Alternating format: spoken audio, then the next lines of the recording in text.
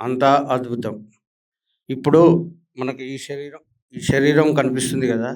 ఈ శరీరం చూస్తే ఓన్లీ శరీరమే అంటాం. కానీ దీంట్లో ఎన్నో జ్ఞానేంద్రియాలు, కర్మేంద్రియాలు ఎన్నో పార్ట్స్ ఉంటాయి. అలాగే పత్రి sir the complete man.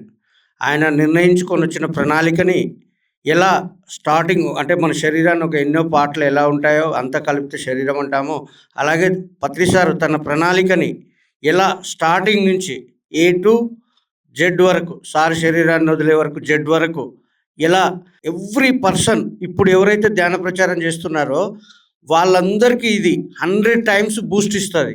A literature లేని టైంలోనే సారు ఒక్కొక్క ప్లేస్‌కెళ్ళటం, ఒక్కొక్కరిని కలవటము, తర్వాత ఒక్కొక్క మాస్టరు ఏమీ తెలీదు. అప్పుడు లిటరేచర్ లేదు.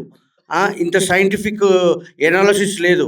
ఇప్పుడంతే ఆల్ మీడియా గానీ, ఎన్నో వెస్టర్న్ కంట్రీస్‌లో సైంటిఫిక్ ఎనాలిసిస్ ఉన్నాయి.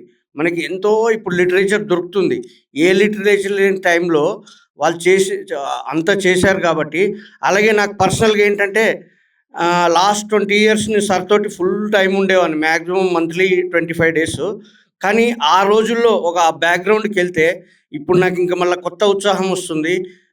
సో, మన ఇప్పుడు ఎవరైతే ధ్యాన ప్రచారం చేస్తున్నారో వాళ్ళందరికీ ఇదొక బూస్టప్ లాగా పనిచేసి ఎంతైతే ఇప్పుడు ధ్యాన ప్రచారం జరుగుతుందో దీనికి 100 టైమ్స్ మాత్రం చేయటం గ్యారంటీ. నేను మాత్రం అదే చేస్తాను.